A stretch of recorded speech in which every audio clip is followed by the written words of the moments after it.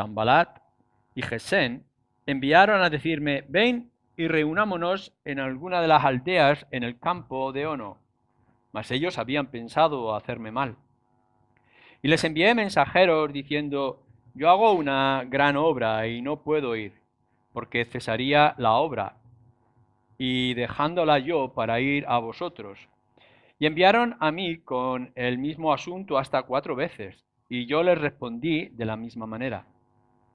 Entonces Sanbalat envió a mí su criado para decir lo mismo por 5ª vez, con una carta abierta en su mano, en la cual estaba escrito: se ha oído entre las naciones, y Gasmú lo dice, que tú y los judíos pensáis rebelaros, y que por eso edificas tú el muro, con la mira, según estas palabras, de ser tú su rey, y que has puesto profetas que proclamen acerca de ti en Jerusalén, diciendo: hay rey en Judá.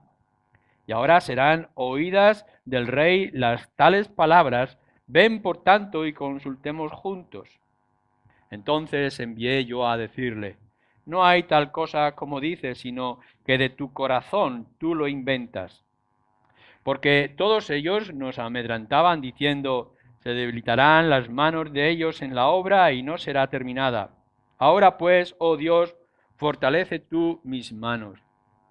Vine luego a casa de Semaías, hijo de Dalaía, hijo de Mahetabel, porque él estaba encerrado, el cual me dijo: reunámonos en la casa de Dios dentro del templo y cerremos la puerta del templo, porque vienen para matarte. Sí, esta noche vendrán a matarte. Entonces dije: ¿un hombre como yo ha de huir? ¿Y quién que fuera como yo entraría en el templo para salvarse la vida? No entraré. Y entendí que Dios no lo había enviado, sino que hablaba aquella profecía contra mí porque Tobías y Sanbalat lo habían sobornado. Porque fue sobornado para hacerme temer así, y que pecase, y le sirviera de mal nombre con que fuera yo infamado. Acuérdate, Dios mío, de Tobías y de Sanbalat, conforme a estas cosas que hicieron. También acuérdate de Noadías, profetisa, y de los otros profetas que procuraban infundirme miedo. Fue terminado, pues, el muro el 25 del mes de Elul, en 52 días. Y cuando lo oyeron todos nuestros enemigos, temieron todas las naciones que estaban alrededor de nosotros y se sintieron humillados y conocieron que por nuestro Dios había sido hecha esta obra. Asimismo, en aquellos días iban muchas cartas de los principales de Judá a Tobías, y las de Tobías venían a ellos, porque muchos en Judá se habían conjurado con él, porque era yerno de Secanías, hijo de Ara, y Joanam, su hijo, había tomado por mujer a la hija de Mesulam, hijo de Berequías. También contaban delante de mí las buenas obras de él, y a él se referían mis palabras, y enviaba a Tobías cartas para atemorizarme.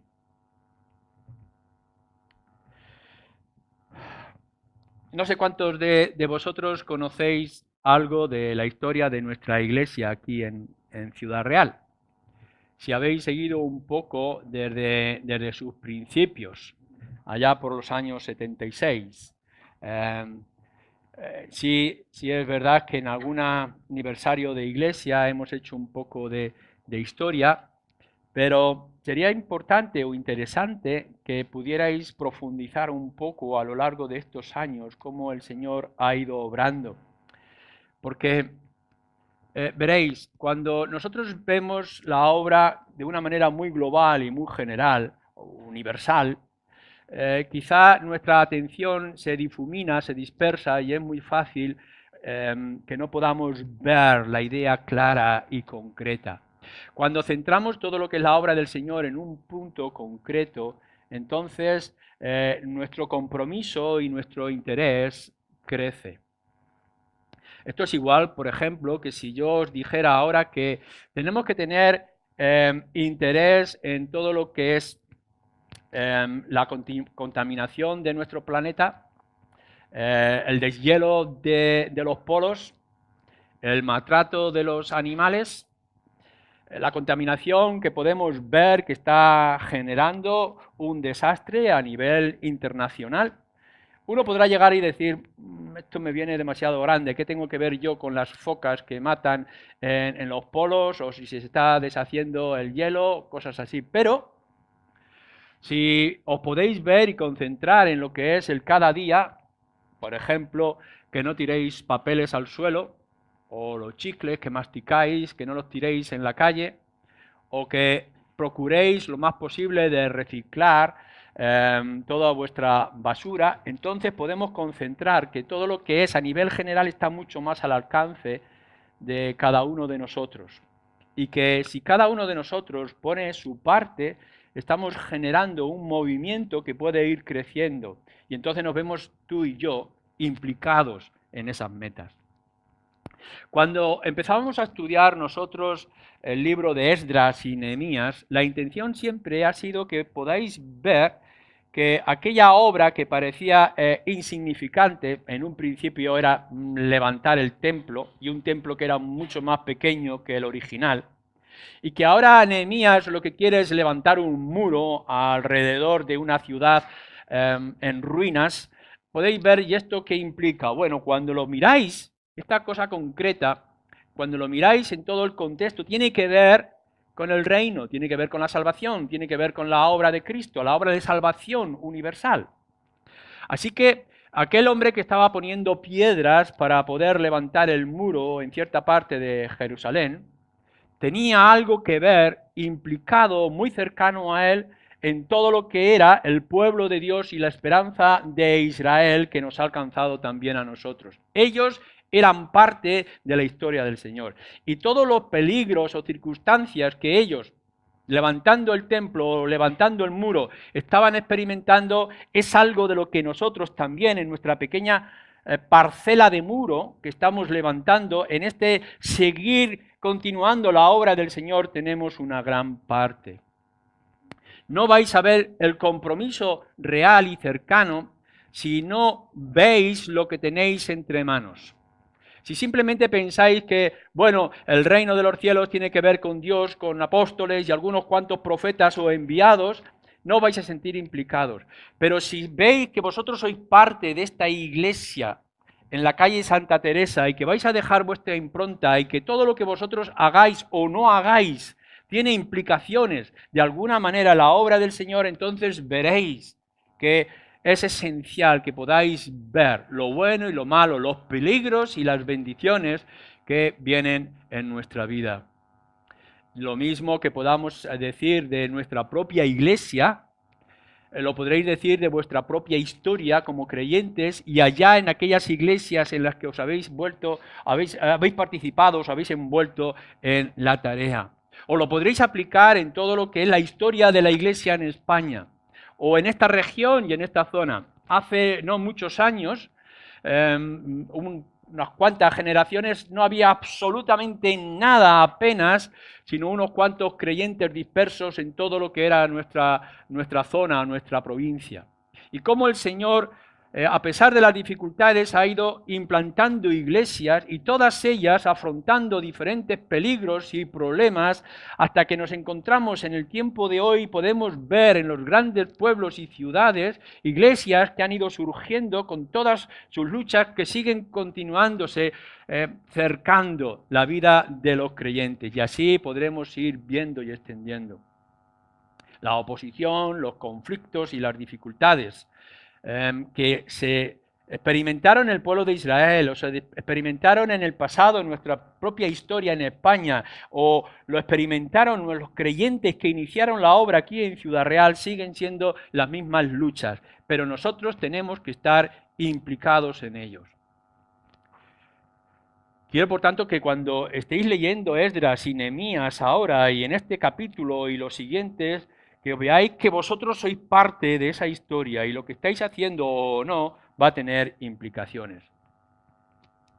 Hemos visto ya algunos peligros que tiene que afrontar Nehemías y aquellos que están levantando el muro. Por una parte, hemos visto la oposición que estaban haciendo las naciones o provincias del imperio persa que estaban alrededor de Judá. Hemos visto algunos problemas internos, como aquel tipo de codicia que se había despertado, que tenía la gente aún diciendo que eran temerosos de Dios, cómo esclavizaban a su propia gente y se dejaban llevar por la usura que Nehemías tiene que afrontar, peligros de dentro, peligros de fuera. Pero la obra continúa y tenemos que dar gracias a cómo vemos que poco a poco va adelante. Ya había edificado, dice en el versículo 1, el muro, y que no quedaba sino apenas algunas cosas. Antes hemos dicho que el muro estaba como a la mitad de su construcción, después ha ido creciendo, todavía no están las puertas, tenemos que esperar al capítulo 7. Dice el capítulo 7, versículo 1, luego que el muro fue edificado y colocadas las puertas y fueron señalados porteros y cantores y levitas. Entre medias, en un principio los enemigos dijeron, esto es una obra ridícula, aquí unos cuantos campesinos ganaderos que vienen a levantar un muro alrededor de Jerusalén, esto con un soplo, decía alguien, viene una ardilla y lo tira. Pero en realidad están viendo que cuando va pasando el tiempo, la obra sigue creciendo. Y claro, al ver que esto no frena, que en realidad no es la obra de unos cuantos granjeros, sino que es algo mucho más importante, la oposición aumenta.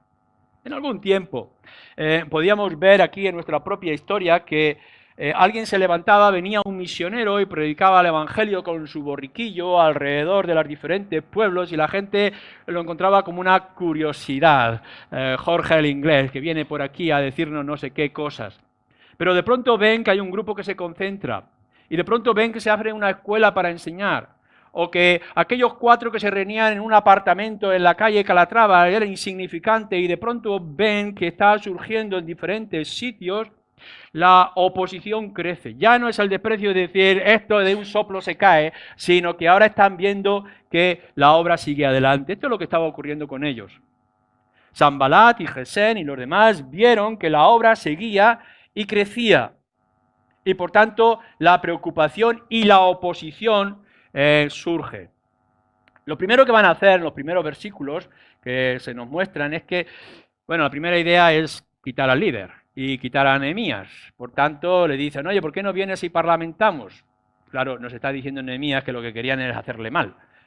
Nos dice en el versículo 2, la estrategia es decir, sal de tu pueblo, sal de tu grupo, deja tu ejército, tu defensa personal que venía, que porque tenía una guardia personal, y ya hablaremos. La idea era quitarlo del medio, porque ya se están dando cuenta de que no es tan fácil atacar la ciudad ahora que al menos ya hay parte de la defensa y que, como hemos leído anteriormente, el pueblo de Dios estaba con la espátula trabajando y con la espada en sus muslos dispuestos y que había aquel hombre con la trompeta dispuesto a dar la alarma en cualquier instante, por tanto ya estaban en guardia. Ya no es fácil ir contra esa obra que ha aparecido en cierta calle, en cierto lugar de cierto pueblo, por tanto lo que hay que hacer es cambiar un poco la estrategia e ir a por el que tenga responsabilidad, apartarlo de la obra y matarlo.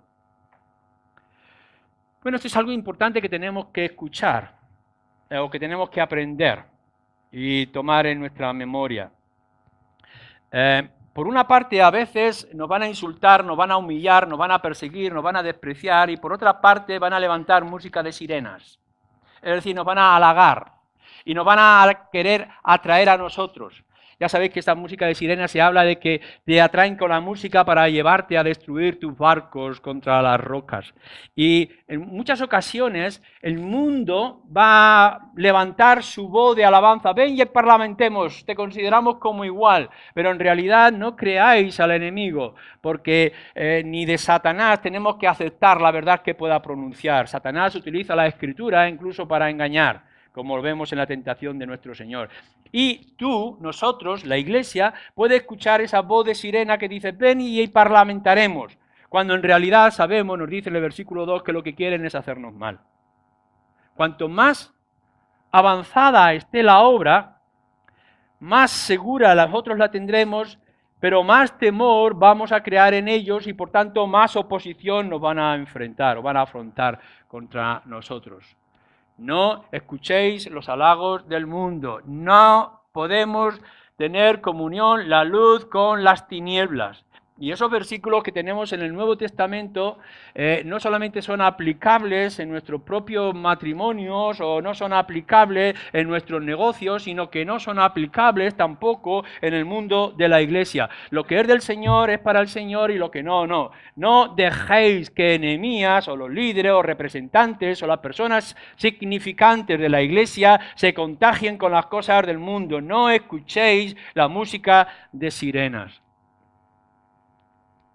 Por otra parte, nos dice en los versículos siguientes que cuando no consiguieron que Nehemías saliera de la ciudad para escuchar aquellas mentiras de parlamentar, cuando lo que querían era quitarle la vida, lo que hacen es levantar falsas acusaciones.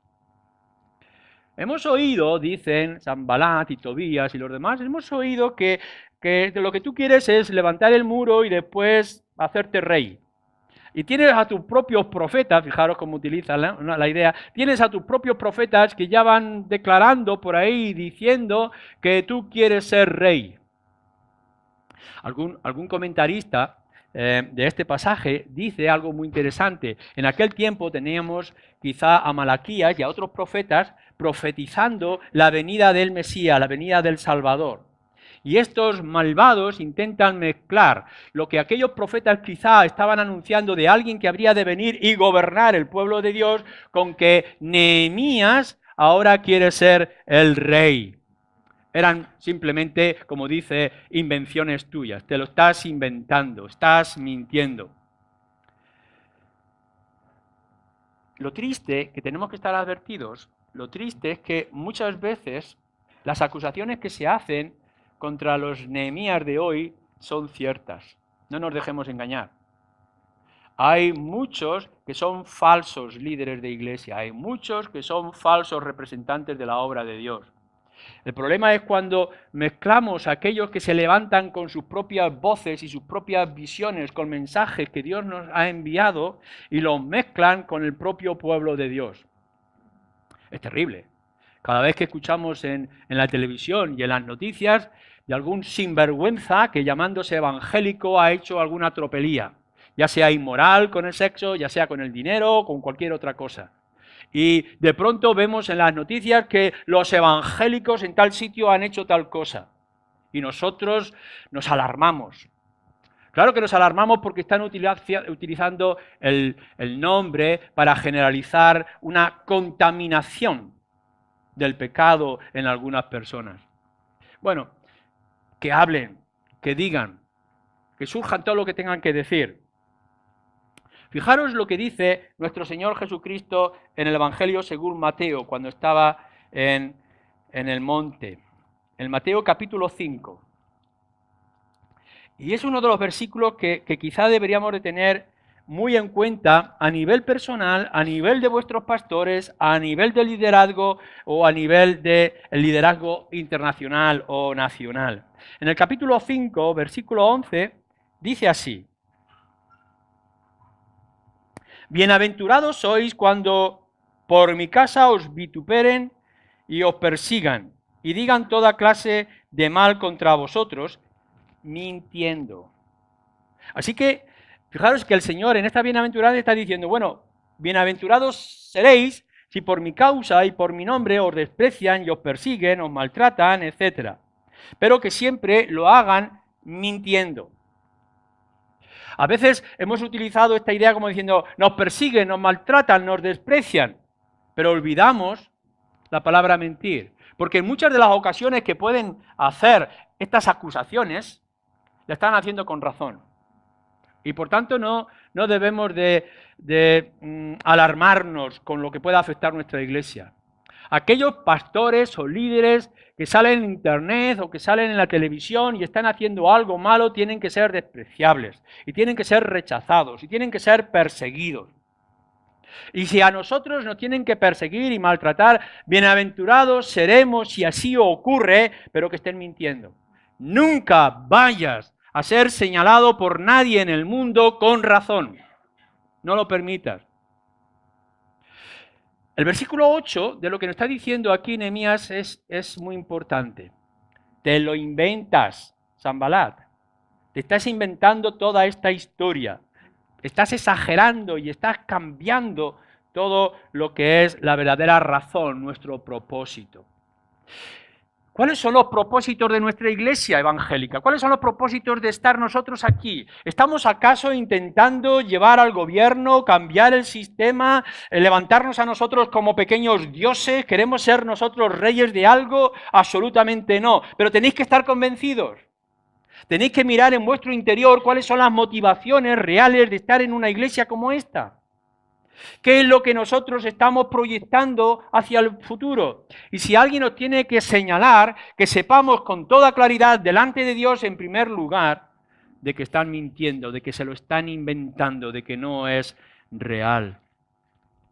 Al Señor le hicieron acusaciones muy graves cuando fue apresado. E incluso tuvieron que traer falsos testigos. Y las palabras que el Señor había dicho, como por ejemplo que en 3 días iba a levantar el templo, enseguida quieren pensar que se estaba refiriendo al templo que tantos años había costado levantar cuando el Señor se refería a su propio cuerpo. Las verdades las pueden torcer. Pero bueno, si nos tienen que maltratar, nos tienen que perseguir, o encontramos que hay oposición porque la obra del Señor sigue creciendo y se sigue extendiendo, que al menos sea porque se lo están inventando o están mintiendo. Tener vuestras conciencias limpias de que estáis en la obra del Señor y que estáis levantando sus muros o estáis proclamando el Evangelio con la intención y solo la intención de que Él sea el Rey y que para Él sea la gloria. No hagáis nada para vuestro propio orgullo y vanidad.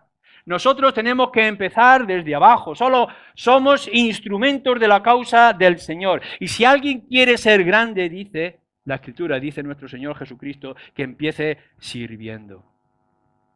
Falsas acusaciones vamos a encontrar. Si seguís adelante en nuestra historia, en el versículo 10, versículo 14, empezamos a ver otra manera de oponerse. La primera idea fue sacar a Nehemías cuando vieron que la obra del muro estaba creciendo. Lo segundo que hicieron fue levantar falsas acusaciones para desanimar. Pero más adelante lo que vemos es intento de debilitar la obra. Sobornar a otros para debilitar al grupo que estaba trabajando en el muro. En cierto momento, Nehemías va a casa, quizá de un conocido, quizá de un amigo, que se llama Semalías, y cuando está allí lo ven que está encerrado y le está trayendo una palabra.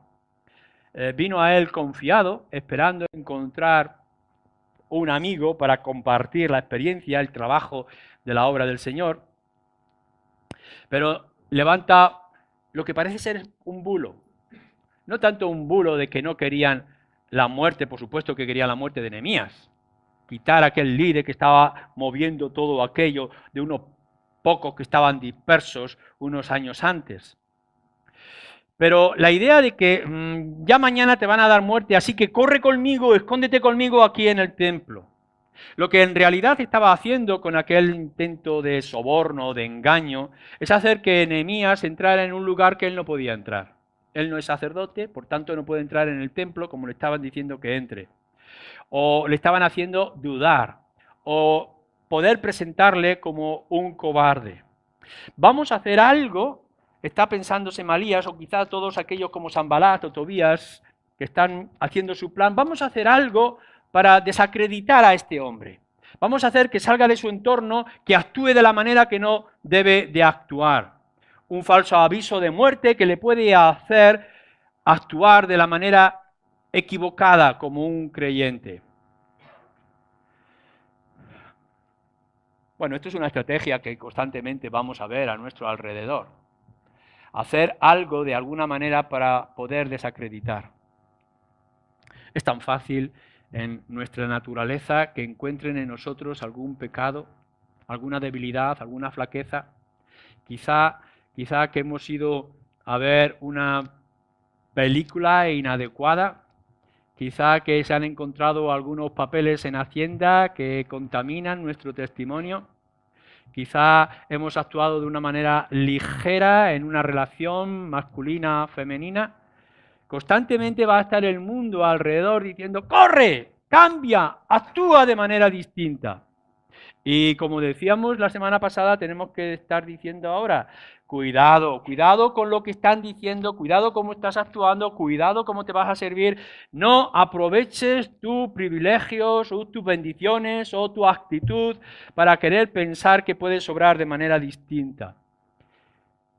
A veces hemos encontrado personas que dicen viviendo un mal testimonio o actuando de manera inadecuada en sus negocios.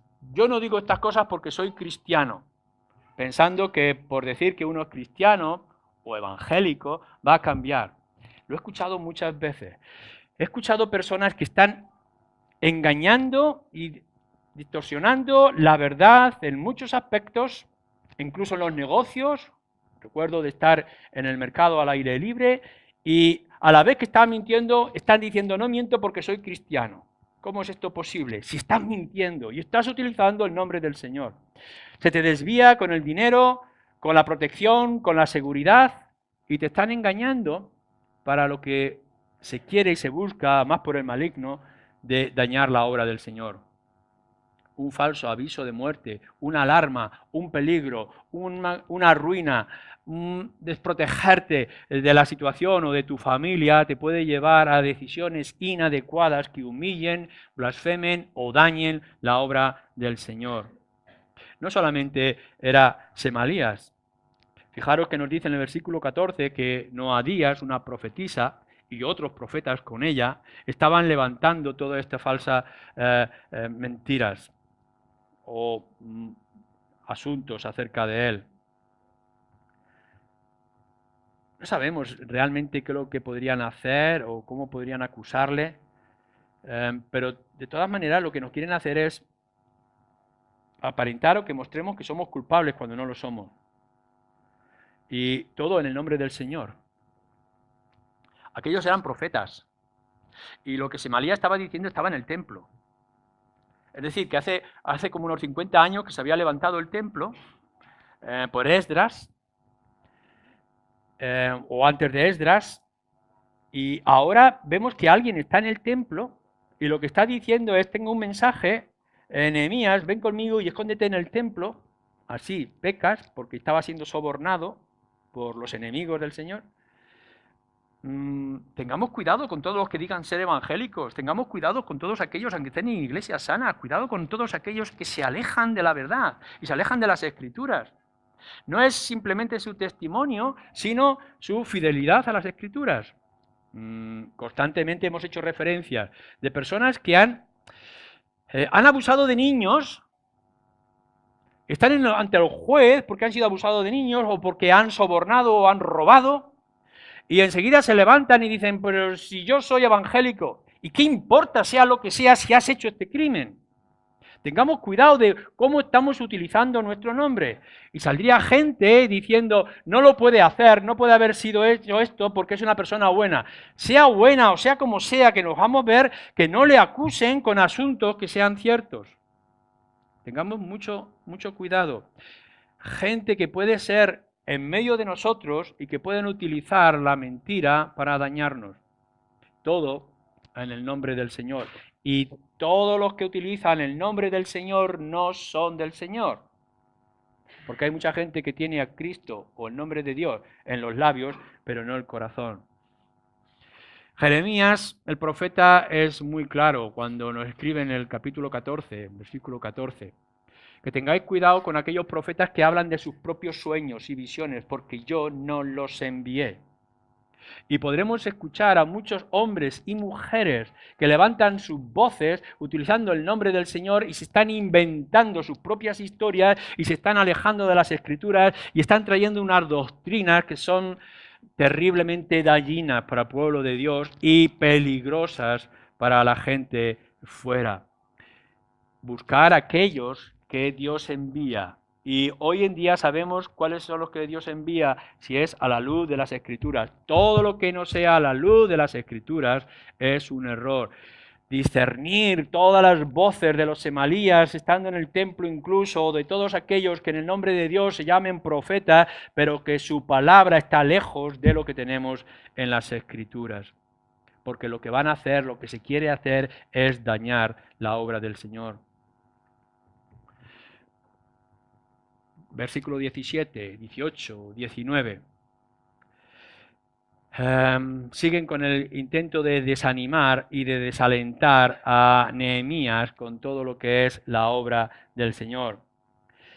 La trama familiar es muy interesante en el versículo 18. Dice, porque muchos en Judá, fijaros, muchos en Judá, se habían conjurado con él porque era yerno de Secanías, hijo de Ara, y Joanán, su hijo, había tomado por mujer a la hija de Mesulán, hijo de Berequías. Es decir, que aquí está este Tobías, que se ha casado con alguien que está familiarizado o que tiene raíces de familia con alguien de Judá, que parece ser temeroso de Dios, y que incluso su hija se ha casado con alguien, es decir, los yernos y los suegros, la familia. Uno de los grandes peligros que nos encontramos hoy en día es confundir los familiares de creyentes con creyentes. Y esto es lo que está ocurriendo aquí. De pronto, dentro del pueblo habría gente creyente, suponemos que aquellas dos mujeres, su mujer y su hija, se habían cansado o tenían relación con otros que eran temerosos de Dios. Pero el problema está que ahora el daño está extendiéndose con el soborno y el desánimo por los lazos de familias. Los hijos de creyentes no son creyentes si no confían en el Señor.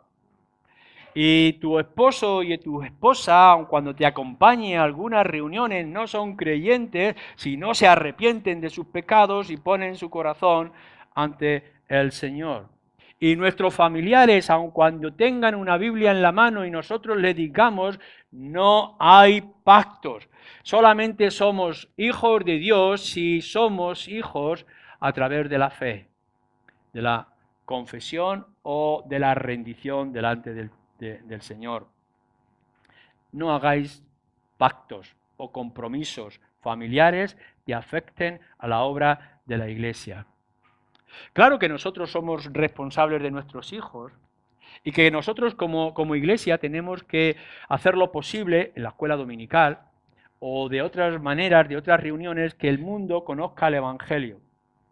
Pero una cosa es lo que nosotros congregamos y atraemos y la gran influencia, y la otra cosa es que haya un corazón rendido a la obra del Señor Jesucristo. Los que sois padres y tenéis hijos, llegará el momento en donde vuestros hijos querrán casarse y no encontrarán, o no será fácil encontrar a alguien que sea de la misma fe. Y enseguida podremos ver, así lo hemos encontrado en muchas ocasiones, de creyentes que han mantenido firmes, que no hay lazos mixtos, creyentes con no creyentes, o la luz con las tinieblas, pero que cuando tiene que ver con mi hijo o con mi hija, enseguida viene, pero sí es muy bueno. Si tiene interés, si verás qué. No, o es o no es, o luz o tinieblas. Porque si nosotros mezclamos y hacemos parte de la congregación, de la obra de los muros, aquellos que en realidad no están comprometidos con la misma visión que nosotros tenemos, enseguida va a traer el desaliento, el desánimo, la estrategia diferente o poner sus objetivos en otras cosas que no sean solo y únicamente para la gloria del Señor. Y a veces podremos encontrar que hay motivaciones buenas. Trabajar para que se acabe el hambre del mundo, o para que no haya maltrato animal, o para que nuestras ciudades sean saludables, son objetivos extraordinarios, pero no es el objetivo de la Iglesia. Y meter o mezclar los objetivos del mundo con los objetivos de la Iglesia es dañar la obra de la Iglesia. Siempre que nosotros pongamos una manzana podrida, vamos a tender a pudrir todas las manzanas. Tengamos esto claro. Y este hombre que estaba intentando desviar la atención o desanimar a Nehemías, o con el soborno, o aquella gente que estaba dentro del mismo Judá o en las aldeas alrededor, están desanimando la obra porque no entienden o no tienen la misma fe y los mismos visiones o deseos que tenía el pueblo de Dios. Una cosa hemos venido a hacer, dice Nehemías. Esta es nuestra tarea y no voy a dejar que nada ni nadie la desvíe o la detenga. Nuestro propósito es muy claro. Hemos venido desde lo más lejano de Persia a este lugar para levantar el muro, para darle significación al pueblo de Dios. Y esta es nuestra tarea y no voy a dejar que nada ni nadie lo desvíe. Y no voy a dejar que ni amenazas, ni extorsiones, ni engaños, ni adulaciones puedan destruirlo. Y ese tiene que ser nuestro objetivo. Mirar que hay muchos asuntos en el mundo, pero nuestra estrategia principal como iglesia es proclamar el nombre de Dios y a Él darle la gloria. Y otro asunto es secundario. Y no lo podemos mezclar. Si esto no lo tenemos claro, vamos a encontrar multitud de tropiezos. Claro que queremos lo mejor para nuestros hijos en la educación. Y por supuesto que queremos la dignidad de la mujer en el tiempo que estamos viviendo. Que queremos sueldos justos, que queremos que haya orden y respeto y ética en nuestras ciudades. Estas cosas son deseables. Y a nivel personal, cada uno de vosotros puede envolverse en las ONGs o en los asuntos que quiera, ya sean musicales, culturales o de lo que quiera. Pero como iglesia, nuestro objetivo principal es darle significación, dignidad, extensión a la obra del Señor. A Él sea todo para la gloria suya. Y no podemos dejar que nada ni nadie nos desvíe de esta tarea. No importa si lo vamos a ver con nuestros ojos o no. Si a lo largo de estos 30 y tantos años que tiene esta pequeña iglesia, en este pequeño rincón de esta pequeña ciudad, de este pequeño país, en esta pequeña generación nuestra, no importa lo que tú seas, tienes un propósito y es levantar tu parte en la obra del Señor. Y las cosas que son del mundo, dejárselas al mundo. En último lugar, y es lo que vemos constantemente en Nehemías en toda esta situación, lo vamos a ver en otras ocasiones, lo hemos visto ya casi en cada uno de los capítulos, es la oración. Fijaros en el versículo 9, porque todos ellos nos amedrentaban diciendo, se debilitarán las manos de ellos en la obra y no será terminada. Ahora pues, oh Dios, fortalece tú mis manos. Y si pasáis el versículo 14, vuelve otra vez a levantar su voz Nehemías diciendo, acuérdate, Dios mío, de Tobías y de Sanbalat, conforme a estas cosas que hicieron. También acuérdate de Noadías, profetisa, y de los otros profetas que procuraban infundirme miedo.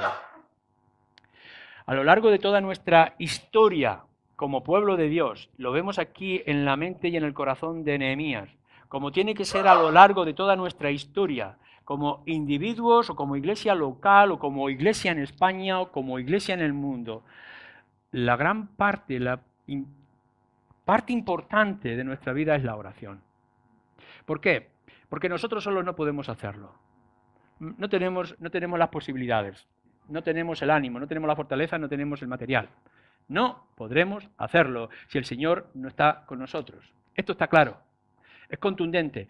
La obra de un muro en el imperio persa, en una aldea o en un pueblo tan pequeño, lo que era en aquel tiempo, las ruinas de Jerusalén, levantar un muro, no lo pueden hacer. Pobres agricultores y ganaderos que han tenido que dejar sus familias, que han tenido que vender a sus hijas para poder encontrar un poco de alimento en medio de tanto soborno y de tanto ambicioso, ¿quién podrá hacer esta tarea tan difícil? 12 insignificantes pescadores que se reúnen en Jerusalén después de que su señor se ha marchado, 120 pobres personas en un lugar alto en Jerusalén, son nada en medio del imperio romano y de una cultura judía tan grande. No podemos hacer nada, no podremos dar ningún paso de valor si el Señor no está con nosotros. Pero lo que tenemos que hacer es suplicar que el Señor esté con nosotros. Lo que hace en la oración Nehemías es reconocer en primer lugar su propia debilidad. Fortalece mis manos, ayúdame, Señor. Porque es que lo más importante en todo lo que es la oración es que nos miremos a nosotros mismos y veamos que el problema somos nosotros en primer lugar y no los demás. Nehemías podría haber orado de esta manera, así también nosotros, una oración que puede hacer él, podríamos hacer nosotros. Dios acaba con todos estos enemigos, destruye al rey persa, quita a todos que están oponiéndose, allánanos el camino, que no encontramos ninguna oposición. ¿Podría haber hecho esto? Y nosotros podríamos haber hecho lo mismo. Quita a todos los malos que persiguen la fe cristiana y destruye a todos aquellos verdugos que están matando a nuestros hermanos y quita todo este gobierno pagano. Podríamos hacer esta oración. Pero lo que Nehemías hace en medio de toda aquella adversidad y toda aquella oposición es: fortaléceme, dame fuerza. Y tenemos que mirarnos a nosotros mismos. ¿Qué podemos hacer nosotros en medio de todo esto? No que quites a nuestros enemigos, sino que nos hagas más fuertes, que nos hagas más fieles. Tú y yo somos el mayor problema que nos encontramos a la hora de hacer la obra del Señor. Porque tú y yo tenemos que luchar contra nuestra propia debilidad. ¿Sabéis cuál es nuestra debilidad, la tuya y la mía? El pecado. Es verdad que el pecado ya no gobierna, pero el pecado mora en nosotros y nos debilita. Y nos empieza a decir en nuestro propio corazón: tú no puedes, ¿tú quién eres? Si no vas a poder defenderte. Y viene el acusador una y otra vez y nos señala, resalta, le pone luz y música a nuestras propias flaquezas. Y aquellos pecados pequeños o grandes los ensalza para que te pueda decir: no podré seguir adelante. O cuando nos pone, después de toda una campaña de evangelización y de salir a la calle, de hablar con la gente, y estos son los resultados. Claro, ¿cómo vas a ir tú sin vergüenza si en tu casa actúas de esta manera y de esta otra? Nuestro mayor problema no es la gente que no escucha, o el pecado de los demás, o la oposición de nuestros enemigos. Nuestro mayor problema es la debilidad. Es que somos débiles y nosotros no podemos si la gracia del Señor no está con nosotros. Y tenemos que orar, rogar, suplicar, humillarnos delante del Señor y decirle: hazme fuerte, ayúdame a seguir adelante. Y fijaros bien que la oración que hace Nehemías es el de perseverar. No es tanto que le quite el problema, sino que le dé fuerzas, y que no le dé fuerzas para hoy, sino que le dé fuerzas para mañana y más adelante, y así de manera constante. Tú puedes levantarte hoy, alguno de vosotros seguramente en esta mañana se ha levantado diciendo: voy a perseverar, voy a hacer algo extraordinario. Seguramente lo intentas, pero de pronto van a venir los cuervos o el sol que quema y vas a ir a tu casa diciendo: a lo mejor no vale la pena, lo mejor es que vuelva para atrás. Me he encontrado, y tú te habrás encontrado muchísimas veces, personas que toman una decisión y que a los 2 días se desaniman. Otro de los grandes problemas que nosotros tenemos que afrontar es el de la perseverancia. El de saber que tenemos enemigos y que a pesar de nuestros enemigos, de la oposición, de las flaquezas que nos rodean o de los ataques que sufrimos, nosotros tenemos que seguir adelante. No importa lo mucho que seamos, no importa lo poco que tengamos, no importa si somos ricos, si somos pobres, no importa si somos pobres e insignificantes pecadores. El Señor nos ha puesto aquí con una función y pase lo que pase, nosotros tenemos que seguir adelante. Nuestra oración no es que debilite al enemigo, sino que a nosotros nos haga más fuertes. Nuestra oración no puede ser simplemente que me dé ánimo hoy, sino que me ayude a perseverar todos los días de mi vida hasta que venga el último día. No estamos aquí para trabajar hoy, mañana o unos cuantos días. Estamos aquí hasta que des el último respiro. La obra del Señor va a continuar después de que tú no estés, si es que el Señor no viene antes. Y por tanto nuestro esfuerzo tiene que ser todos los días de nuestra vida, en todas las áreas donde nos encontremos. Siempre, constantemente. Ahora pues, oh Dios, fortalece tú mis manos. Es verdad que en el versículo 14, Nehemías dice, y también pido por esta gente: acuérdate, Dios mío, de Tobías, conforme a las cosas que están haciendo. Porque nosotros no buscamos el mal de nadie. Yo creo que a ninguno de vosotros se habrá atrevido a decir que ora para que alguno vaya al infierno. Pero sí tenemos la posibilidad de decir a Dios que se fije en lo que están haciendo y que se fije en todos aquellos hombres en el Islam o en otras religiones o no religiones que persiguen a nuestros hermanos y les están quitando la vida y todo lo que tienen a su alrededor. Tenemos que esforzarnos en orar para que el Señor tenga en cuenta estas cosas y tenga misericordia de nuestro pueblo y se acuerde de aquellos que se están oponiendo a la obra del Señor. Tenlo en cuenta. No estamos buscando en ningún momento que el Señor sea indiferente a la justicia. Nosotros queremos un Dios que sea justo y misericordioso. Que tenga en cuenta el pecado, pero tenga misericordia con el pecador. Nuestra oración, por tanto, tiene que ir que este mundo está muy lejos de Dios. Y si no cambian las cosas, cada vez estará más lejos de Dios. Y cuanto ellos estén más lejos de Dios, más dificultades nosotros tendremos para hacer la obra del Señor. No va a depender lo que ellos crean o que ellos cambien o las leyes justas que ellos puedan hacer, humanitarias, que ellos puedan aplicar. Lo que va a ser importante es que nosotros seamos firmes en medio de toda esa oposición y todo ese ataque. Pero lo extraordinario de nuestro pasaje es lo que nos dice en diferentes versículos. La obra continuaba. Dice versículo 1, cuando oyeron Sanbalat y Tobías y Gesén el árabe y los demás de nuestros enemigos que yo había edificado el muro y que no quedaba en él portillo o restos, fijaros, se molestaban porque continuaba edificándose el muro. Versículo 15. Fue terminado pues el muro el 25 del mes de Elul, en 52 días. O en el 17.1. Luego que el muro fue edificado y colocadas las puertas. Fijaros en todos estos días, 50 y tantos días en donde se estaba levantando el muro. Nehemías había venido, no había visto nada, el templo estaba allí lleno de escombros alrededor, no había apenas nada del muro, de significación de ciudad, y la obra era mucha y era muy difícil y era muy grande de poder rodear toda la ciudad con aquel muro y las puertas y las torres. Pero en 50 y pocos días se levanta. Y los enemigos se sorprenden. Están viendo todo lo que está alrededor edificándose. Esto es lo importante para nosotros. Tenemos que poner nuestros ojos en la obra y en la progresión de la obra. Mirad, nos queda mucho que hacer. En esta ciudad somos 70 y tantos mil personas y desgraciadamente hay mucha gente que no conoce el Evangelio. La oposición, la negatividad, el paganismo está creciendo rápidamente, pero hace 35 años no había nada aquí, absolutamente nada. Y ahora somos un pueblo que reunimos y levantamos la voz del Señor. Como hace 100 años, en toda la provincia había un pequeño grupo en un pueblo, Valdepeñas, no había nada. Y ahora podemos ver en todas las ciudades que la obra sigue.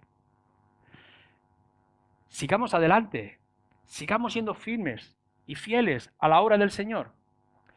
¿No pensáis cuán gozo es que cuando seamos llamados a la presencia del Señor podamos haber dejado algo de la impronta de la obra por nuestra parte?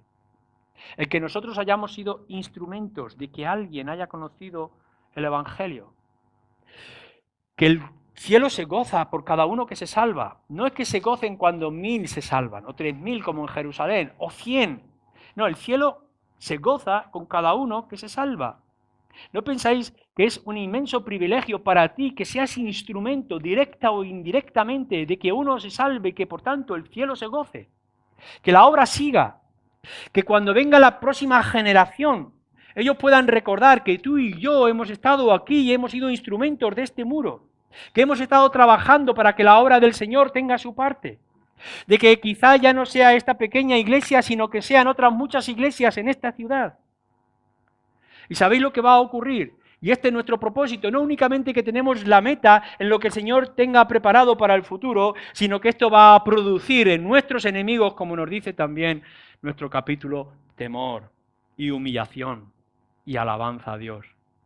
Porque hay una cosa clara, Y es que cuanto más la obra del Señor, la salvación de pecadores, simplemente por gracia, por fe, que no es por obra, que no es por rito, que no es por religión, que no es por las cosas que uno pueda experimentar, que no es por el sufrimiento que uno pueda experimentar, sino que es por pura gracia. Y que nosotros en este mensaje loco y absurdo que estamos proclamando a la sociedad que está a nuestro alrededor, podamos ver que hay personas que se salvan y que se rinden y que dejan todos sus dioses y su idolatría para venir a ponerse de rodillas delante de un Dios misericordioso como el nuestro.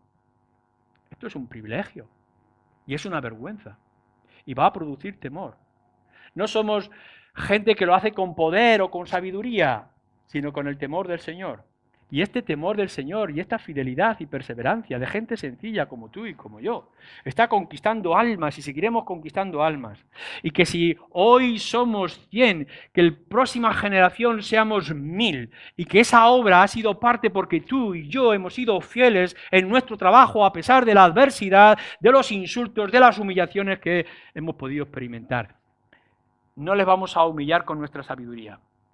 Les vamos a humillar, como dice aquí el pasaje, con la obra que persevera.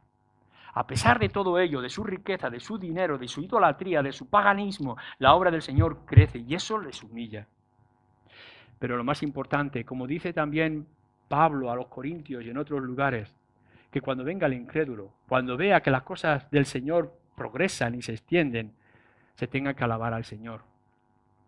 Vamos a hacer que el mundo alabe, le guste o no le guste. Que tengan que reconocer que no hay otro Dios sino el Dios de las Escrituras y que no hay otro medio sino el Señor Jesucristo y que no hay otro camino de salvación sino la fe en el Señor. Y mientras nosotros estamos proclamando ese Evangelio, no solamente estamos humillando su orgullo y su fuerza, sino que les estamos dando la oportunidad que reconozcan que no hay otra esperanza, que no hay otro camino, que no hay otro consuelo en nuestra generación, sino el rendirse y aceptar ser parte de este reino que se extiende. Quiera el Señor que tú y yo y cada uno de nosotros veamos esta parte de la ciudad, este rincón de la obra, este punto de historia como nuestro proyecto, tu proyecto, y que toda tu vida, matrimonio, trabajo o asuntos familiares o a nivel personal, incluso la intimidad de tu hogar, sea todo para la extensión del reino y para la gloria de Dios. Que así sea. Amén.